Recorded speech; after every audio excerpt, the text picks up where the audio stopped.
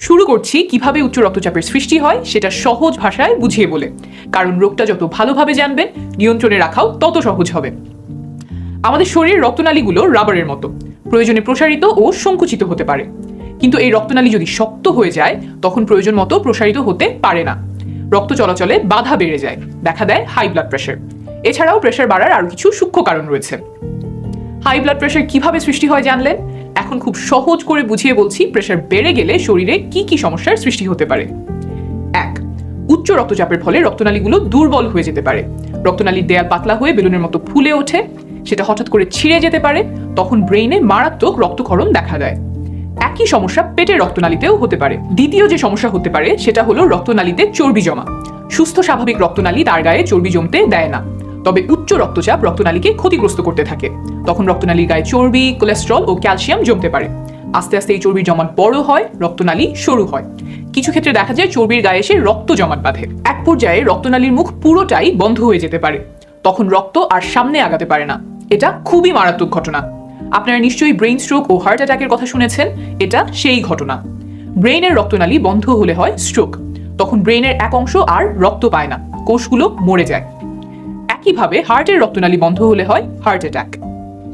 এছাড়াও high blood pressure দীর্ঘদিন থাকলে আরো অনেক ধরনের সমস্যা দেখা দিতে পারে, যেমন হার্ট দুর্বল হয়ে যাওয়া, কিডনি ক্রমে অকেজো হয়ে যাওয়া, দৃষ্টিশক্তিতে সমস্যা দেখা দেয়া ইত্যাদি। অনেকগুলো গুরুতর অসুখের কথা বললাম, তবে আমার মতে হাই ব্লাড প্রেশার সবচেয়ে ভয়ঙ্কর দিক এগুলোর কোনোটাই নয়। সবচেয়ে ভয়ঙ্কর হচ্ছে এর নীরবতা। কেন? হাই ব্লাড প্রেশার শরীরে যখন দেখা দেয় তখন আপাত দৃষ্টিতে কোনো ব্যথা বা অসুবিধার সৃষ্টি করে না, তাই আমরা অধিকাংশ মানুষই এটাকে অগ্রাহ্য করি। সেই সুযোগে হাই ব্লাড প্রেশার আস্তে আস্তে শরীরে ক্ষতিগুলো করতে থাকে, হঠাৎ একদিন দেখা দেয় মারাত্মক ব্যাধি। আশা করি পরিষ্কার হয়েছে কেন হাই ব্লাড প্রেশার কখনোই হালকাভাবে নেওয়া যাবে না। এখন বলছি সমাধানের কথা। প্রথমেই বলবো খাবার নিয়ে। শুরুতে বলি কি খাওয়া যাবে না। এই তালিকায় 1 নম্বর হলো লবণ। দিনে কতটুকু লবণ খাচ্ছেন তার উপর সতর্ক নজর রাখতে হবে। দিনে 4 চামচের পরিমাণে 1.5 চা চামচ থেকে একটু কম লবণ খাবেন।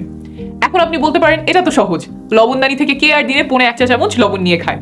ভাতের সাথে লবণ নিলেও তো 1 চিমটির বেশি কেউ নেয় না। তবে বিষয়টা এমন নয়, আমরা দিনে যতটুকু লবণ খাই তার বেশিরভাগই খাবারের ভেতরে লুকিয়ে থাকে। বাসায় ভাতের সাথে যেই তরকারি খাই সেগুলো সবই লবণ দিয়ে রান্না করা। ফল খেতে গেলে যেমন আমরা, জাম্বুরা, পেয়ারা মাখাতেও আমরা একটু লবণ দেই, কারণ মজা লাগে বেশি। সিঙ্গারা, পুরি, ঝালমুড়ি সবগুলোতেই লবণ দেয়া। লবণ দেয়া নাই এমন খাবারই বরং আমরা কম খাই। তাই দিনে কি পরিমাণ লবণ যে আসলে শরীরে ঢুকছে সেটার হিসাব আমাদের কাছে থাকে না। গবেষণায় দেখা গেছে বেশিরভাগ মানুষই নিজের অজান্তে মাত্রাতিরিক্ত লবণ খাচ্ছেন। উচ্চ রক্তচাপের রোগী হিসেবে আপনার জন্য সেটা অনেক বড় ঝুঁকি। এখন বলবো কি কি উপায়ে লবণ খাওয়া কমানো যায়। 9টা উপায় বলবো। 1. ভাত খাওয়ার সময় আলাদা করে কাঁচা লবণ খাবেন না। টেবিল থেকে লবণের কৌটা সরিয়ে ফেলবেন, কারণ চোখের সামনে বা হাতের কাছে থাকলে লবণ নিতে ইচ্ছা করতে পারে। 2. অনেকের মধ্যে একটা ধারণা আছে যে কাঁচা লবণ ব্লাড প্রেশারের জন্য ক্ষতিকর, ভাজা লবণ খেলে সমস্যা নেই। এটা ভুল। লবণ কাঁচা হোক আর ভাজা হোক তাতে সোডিয়াম থাকে, আর সোডিয়াম ব্লাড প্রেশার বাড়ায়, তাই তরকারিতে লবণ কম দিতে হবে। 3. রান্না করার উপাদানগুলোতে কতটুকু লবণ আছে সেটা খেয়াল রাখতে হবে। সয়া সস, বিট লবণ, টেস্টিং সল্ট, মেয়োনিজ এগুলোতে বেশি পরিমাণে লবণ থাকে।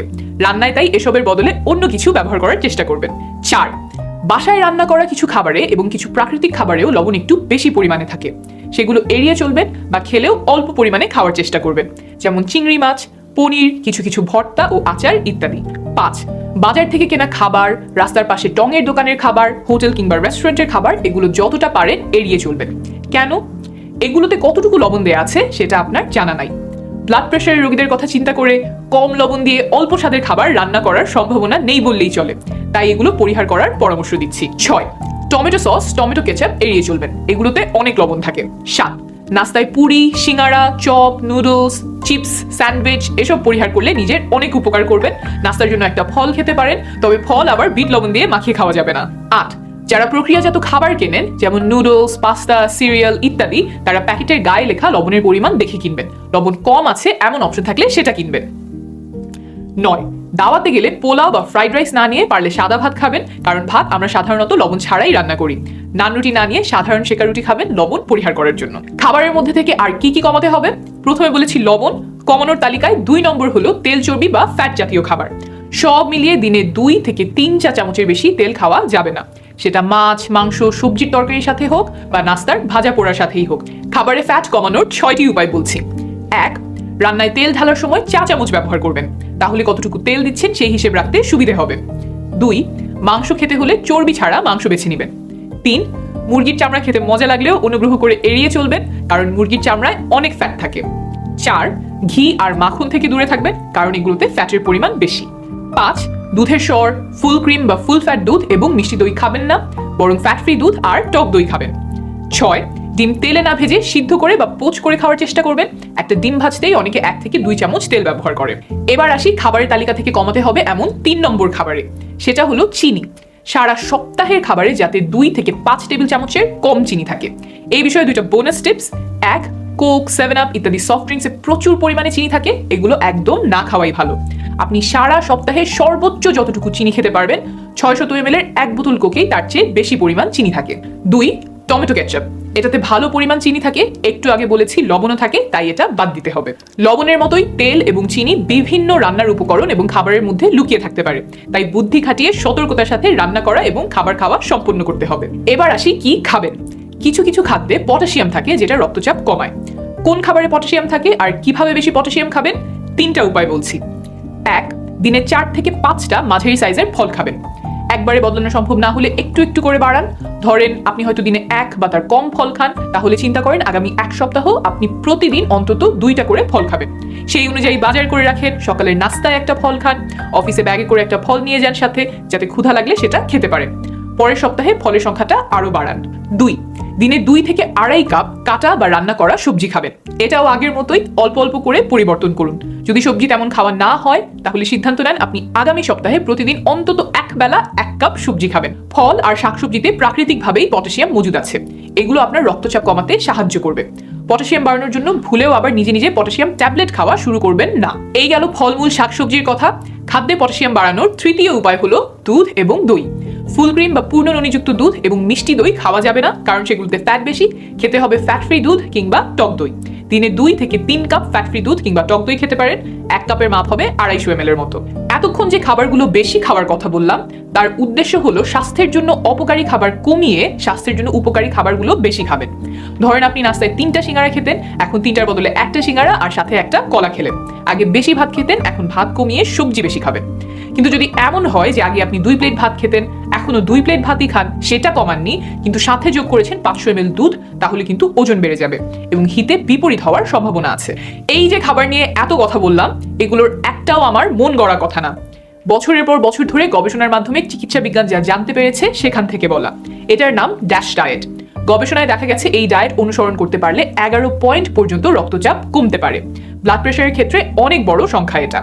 এটা সঠিকভাবে অনুসরণ করার জন্য শুধুমাত্র রোগী না, বরং পরিবারের সবার অংশগ্রহণ প্রয়োজন। যে বাজার করছে, যে রান্না করছে, যে খাবার টেবিলে আছে, সবারই এই বিষয়গুলো জানতে হবে। খাবার নিয়ে শেষ কথা, আমি যে পরামর্শ দিয়েছি সেটা শুধুমাত্র উচ্চ রক্তচাপের রোগীদের জন্য। যাদের উচ্চ রক্তচাপের পাশাপাশি অন্য রোগ আছে, বিশেষ করে কিডনি রোগ আছে, তারা অবশ্যই একজন ডাক্তার বা পুষ্টিবিদের পরামর্শ নেবেন। এবার আসি খাবার ছাড়া আর কি কি উপায়ে রক্তচাপ নিয়ন্ত্রণে রাখা যায়। 3টা উপায় বলবো। 1. ওষুধ। রক্তচাপ নিয়ন্ত্রণে রাখার জন্য ওষুধের প্রয়োজন হতে পারে। আপনার অবস্থা অনুযায়ী ডাক্তার আপনাকে ওষুধ দিবেন। দয়া করে ডাক্তারের পরামর্শ ছাড়া নিজে নিজে এই ওষুধ বন্ধ করবেন না। একদিন আপনি প্রেশার মেপে দেখলেন যে প্রেশার নর্মাল হয়ে গেছে, তাই সিদ্ধান্ত নিলেন আর ওষুধ খাবেন না। অনেক রোগীকে আমি এমন করতে দেখেছি এবং এটা মারাত্মক একটা ভুল। হাই ব্লাড প্রেশার আপনাকে কিচ্ছু জানান দিবে না, নীরবে শরীরের ক্ষতি করতে থাকবে। তারপর হয়তো একদিন দেখা দিবে হার্ট অ্যাটাক বা স্ট্রোক। 2. অতিরিক্ত ওজন কমানো। প্রতি 1 কেজি অতিরিক্ত ওজন কমালে রক্তচাপ সাধারণত 1 পয়েন্টের মতো কমে, তাই যাদের ওজন বেশি তা কমাতে চেষ্টা করুন। 3. নিয়মিত শরীর চর্চা করা। সপ্তাহে 2.5 ঘন্টা করে নিয়মিত ব্যায়াম করতে পারলে রক্তচাপ 5 পয়েন্ট পর্যন্ত কমতে পারে। আস্তে আস্তে শুরু করেন, চেষ্টা করেন সপ্তাহে অন্তত 5 দিন আধা ঘন্টা করে দ্রুত হাঁটতে। একটা জিনিস উচ্চ রক্তচাপের রোগীরা করবেন না, সেটা হলো ধূমপান। কারণ ধূমপান এবং উচ্চ রক্তচাপ দুটোই হার্টের রোগের ঝুঁকি বাড়ায়, তাই ধূমপান ত্যাগ করতে হবে। নিরাপদে থাকবেন, শীঘ্রই আবার দেখা হবে।